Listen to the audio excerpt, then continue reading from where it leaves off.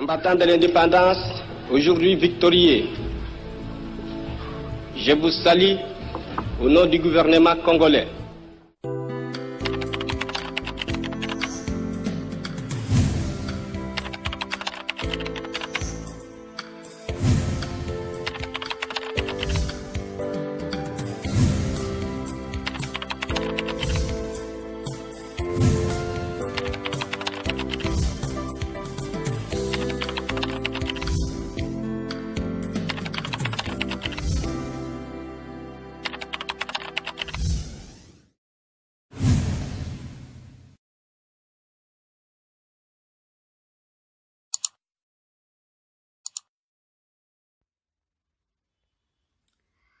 Bonjour à tous et bon début dans vos familles. Bienvenue à cette édition spéciale de la revue de presse de ce samedi 10 juillet. Mesdames et messieurs, c'est parti pour ces tours d'actualité sur votre chaîne GCT Magazine Télévision.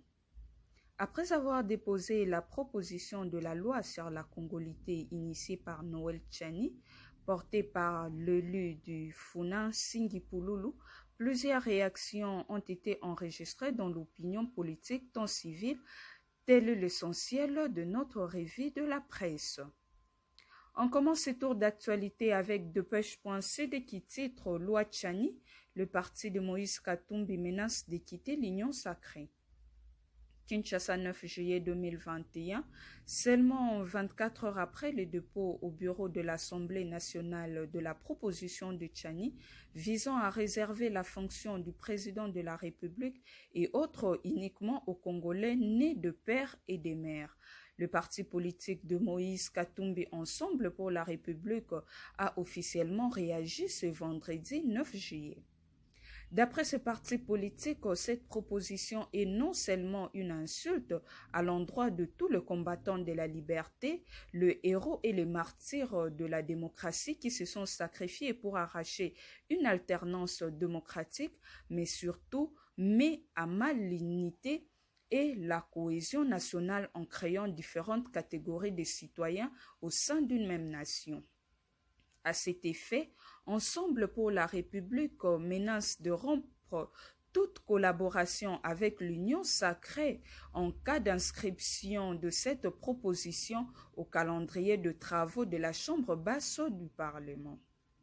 Toute éventuelle inscription au calendrier des travaux de l'Assemblée nationale de ces textes consacrera la rupture définitive et irréversible au sein de l'union sacrée entre le tenant de l'instrumentalisation de la nationalité et du repli identitaire aux fins de conservation du pouvoir et les véritables républicains qui aspirent à donner au peuple congolais la possibilité de désigner librement ses dirigeants parmi tous leurs compatriotes à la faveur d'élections crédibles, apaisées et inclusives, appartient aux Congolais et à eux seuls, non à une poignée de politiciens jouant aux apprentis sorciers, de choisir librement seuls ou ceux qui auront la charge de conduire la nation. Peut-on lire dans une déclaration de la direction politique de ces partis.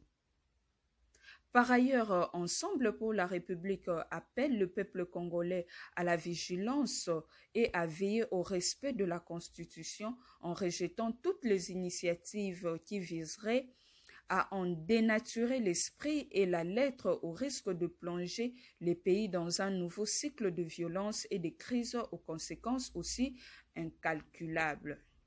Pour le contexte, cette proposition de loi voudrait exclure de l'élection présidentielle de candidats ayant un parent étranger. Les partisans de Moïse Katumbi, nés d'une mère congolaise et d'un père originel de l'île grecque, pensent que c'est une manœuvre pour exclure leur champion, souligne Actualité.cd. Les FCC s'invitent aussi dans la danse RDC. Les FCC de Kabila s'opposent à la loi Tchani, titre à lire sur 7sur7.cd. Le Front commun pour le Congo, FCC en sigle de Joseph Kabila Kabange, est contre la proposition de loi initiée par l'ancien candidat à la présidentielle, Noël Tchani, sur le verrouillage de certains postes régaliens. C'est ce qui ressort d'une réunion du bureau politique du FCC tenue ce vendredi 9 juillet 2021 à Kinshasa, la capitale de la République démocratique du Congo, qui a duré plus de 3 heures. D'après un des partisans à cette réunion qui s'est confié à 7sur7.cd sous anonymat, la plateforme chère à l'ex-président Kabila estime que cette initiative risque de donner un coup à la concorde nationale. Le membre du bureau politique s'oppose à la loi Tchani qui peut menacer la concorde nationale, a confié notre source. Cette affaire n'a pas laissé le religieux indifférent.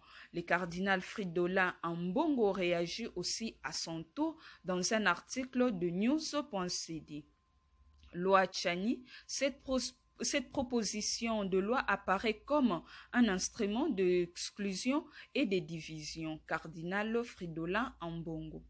Pour le cardinal métropolitain de la ville de Kinshasa et membre de la SANCO, cette loi apparaît comme un instrument d'exclusion et de division et appelle à cet effet tout le Congolais à une extrême vigilance à toute initiative dangereuse. Cette proposition de loi apparaît comme un instrument d'exclusion et de division. Je vous invite tous à rester extrêmement vigilants par rapport à toutes les initiatives dangereuses qui n'ont comme unique mérite de créer la tension au sein du peuple, affirme le cardinal Fridolin Ambongo. Changeons de registre pour la justice ou le média en ligne. 4pouvoirs.cd titre Kinshasa, Mike Mukebai livré à la justice après la levée de ses immunités parlementaires. Le bureau de l'Assemblée provinciale de Kinshasa, APK, a ratifié jeudi 8 juin la demande de levée de l'immunité parlementaire du député Mike Mukebai. Ce dernier est poursuivi par la justice pour menace de mort à l'encontre de Madame Bélise Okonda, proche du gouverneur de la ville de Kinshasa. Depuis le 21 mai 2021, quatre de plaintes, dont celle du gouverneur Gentini Ngobila, ont été déposées contre le député provincial Mike Mukebai au parquet général près la cour d'appel de Kinshasa-Gombe. D'après maître Vincent Pimba Lembo, membre du conseil des avocats, tout est parti d'un message vocal qui a fuité dans les réseaux sociaux, faisant état d'une certaine corruption que Mike Mukebai serait en train de négocier contre le retrait de sa question orale contre le gouverneur Ngobila. Restons toujours dans la justice. Au Capi News, au titre Kinshasa, arrestation de Célestin Rissa-Sitabou, directeur général de l'OCC. 9 juillet 2021, le directeur général de l'Office congolais de contrôle, OCC en sigle, a été arrêté ce vendredi 9 juillet à son bureau dans la commune de la Gombe. La résistance des agents et cadres de cette entreprise n'a servi à rien parce que les éléments de la police ont fini par mettre la main sur Célestin Rissa-Sitabou. Selon une source proche du ministère de portefeuille, c'est le début d'une série d'arrestations de ceux qui sont trempés dans le malversation financière. Le chef de l'État avait demandé au gouvernement de mettre hors d'état de nuire tous les animateurs des entreprises qui sont trempés dans de détournements conformément au rapport de l'inspection générale des finances. C'est le début d'une série d'arrestations qui vont suivre, déclare notre source qui a requis l'anonymat. Rappelons que l'OCC figure parmi les entreprises citées par l'inspection générale des finances. Bouclons cette édition spéciale de la revue de presse par le secteur de l'éducation où K-Info nous informe Kinshasa, les frais pour les épreuves d'examen d'État sont fixés à 85 000 francs congolais. Charles Mbutamuntu. Le gouvernement provincial de la ville de Kinshasa a fixé le frais de participation à l'examen d'État 2021 à 85 000 francs congolais pour toutes les écoles privées ou publiques.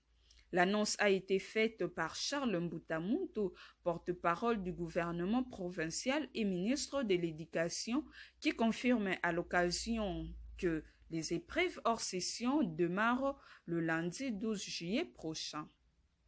Les frais pour les épreuves d'examen d'État sont fixés à 85 000 francs pour la hors-session.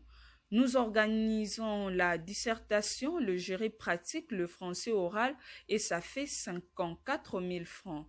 Pour la session ordinaire de 4 jours, c'est 31 000 francs, ce qui fait le total de 85 000 francs congolais pour l'ensemble des épreuves. Les épreuves d'examen d'État sont nationales et donc ces frais s'appliquent pour les écoles privées et publiques, a-t-il déclaré. 700 élèves finalistes sont attendus aux épreuves hors session de l'examen d'État pour l'ensemble du pays. Mesdames et messieurs, cette revue de presse est finie, mais avant de nous